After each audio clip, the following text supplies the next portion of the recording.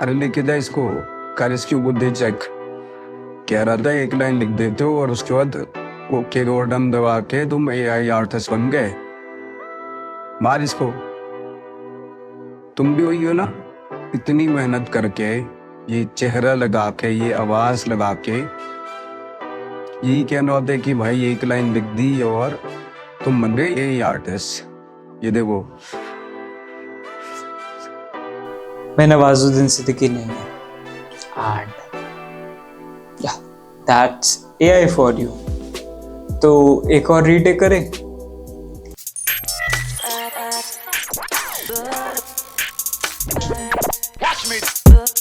खास सभी को, मैं हूं भरत फ्रॉम ओम3 स्टूडियोज एंड आज की वीडियो का टॉपिक है कि what is generative AI. Generative AI के बारे में हम सब कुछ देखेंगे कि जनरेटिव एआई वॉइस क्लोनिंग में कैसे काम आती है, इमेज जनरेशन में कैसे काम आती है, वीडियो जनरेशन में कैसे काम आती है, ये हम सीखेंगे। पर इससे पहले ये काम किस तरह करता है और ये असल में होता क्या है। तो जनरेटिव एआई है क्या, इसकी डेफिनेशन याद कर लेते हैं। जनरेटिव एआई किसी भी सर्टेन डेटा सेट को, किसी भी डेटा को आप ट्रेन करो उसे एंड उस मशीन को कमांड कर दो उस डेटा सेट को यूज़ करके आपको रिजल्ट्स निकालने में, वो जनरेटिव एआई होता है। And generative AI use noise के बारे में बात करेंगे। एग्जाम्पल पे आते हैं। अगर इस डेफिनेशन से नहीं समझ में आता कि भाई डेटा सेट से मतलब क्या, तो अब हम चाहते हैं किसी बीच पे जाते हैं और अपने मेरे साथ एक 7 साल का बच्चा है, मैं उसे एक सर्कल बना के देता हूँ। मैं कहता हूँ कि इस सर्कल से कुछ बनाओ। वो ज़्यादा एक स्माइली बना देगा या एक सन बना देगा, एक फ्लावर बना देगा। इससे ज़्यादा क्या बनाएगा 4-5 साल का बच्चा। और उसी की जगह मैं एक 40 साल के एक प्रोफेशनल सैंड आर्टिस्ट को बोलता हूँ कि सर ये एक सर्कल है, आप इसे कुछ बना के दिखा दो। वो उससे कोई आर्किटेक्चर बना देगा, वो उससे कुछ पता नहीं जियोमेट्री टाइप बना देगा या उससे कोई अंडा बना देगा, इवन उससे एक 3D मतलब स्कल्पचर बना देगा, एक मूर्ति बना देगा, क्योंकि उसको एक्सपीरियंस है। तो हमने क्या किया, हमने किसी को बोला काम करने के लिए जिसको नॉलेज है, उसे बोला कि भाई आप इससे कुछ बना दो, उसने बना के दे दिया। This is simply AI.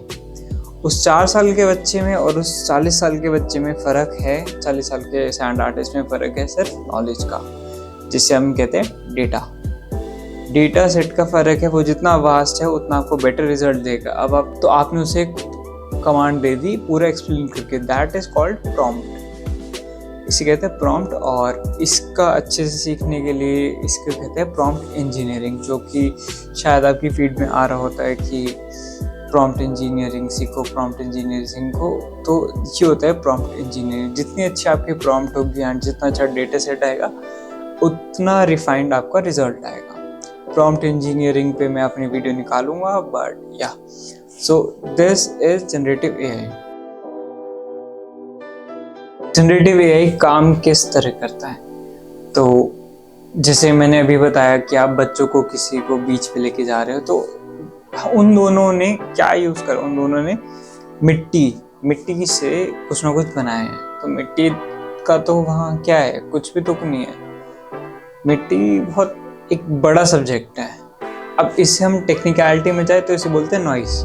आप किसी भी फोटो को जूम करके देखोगे ना, वो फटने लगती है। इसमें क्या बोलते हैं, पिक्सल फट रहे हैं, कि हर एक फोटो पिक्सल से बनती है। और वो पिक्सल अगर आप ध्यान से देखो, if you are a Photoshop artist या एडिटर या बेसिक नॉलेज है, आप पिक्सल को जूम करके देखते हो, पिक्सल बस एक स्क्वायर होता है कलर का। फिर वो अलग अलग कलर के स्क्वायर हम जब साथ में जोड़ते हैं तो एक इमेज बनती है। एंड नॉइस भी इसी तरह काम करती है। नॉइस को आप डेटा सेट के साथ ट्रेन करो एंड उसे कमांड दो कि भाई ऐसा ऐसा है, मुझे एक सूरज चाहिए और वो कुछ एक आदमी की शेप में होना चाहिए। और वो नॉइस, अगर आपका डेटा सेट इनफ ट्रेंड है कि उसे पता है कि वो क्या चीज़ है, तो वो आपको सेम रिजल्ट्स ला के दे देगा।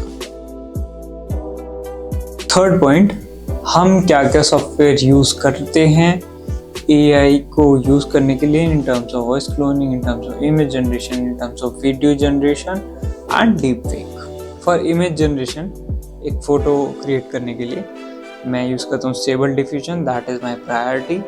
मिड जर्नी हो गया, लेनार्डो हो गया, पीका लैब्स हो गया, रनवे हो गया, इन सब से आप पीका लैब्स और रनवे पेड हैं, मिड जर्नी भी आई गेस पेड है, Stable Diffusion totally free.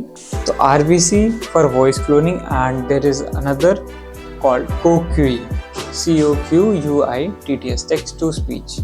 And उसके बाद आता है डीप फेक के लिए फेस फ्यूजन, रिएक्टर, रूप सबसे पुराना है, उसके बाद फेस फ्यूजन आता है एंड उसके बाद रिएक्टर आता है। And I am gonna do a course on stable diffusion. That's the whole basic process of image generation, where you can learn to even create a videos of yourself, create a net anime adaptation, Studio Ghibli, 2D cartoon, cyberpunk, etc. There are lots of possibilities, but yeah, I'm gonna upload a whole course, like slowly every aspect that should be covered. So I hope if you wanna learn, you can subscribe it and let me know in the comments what is it basically you want to learn in AI field. And that is it for today. Thank you for being here. Peace out.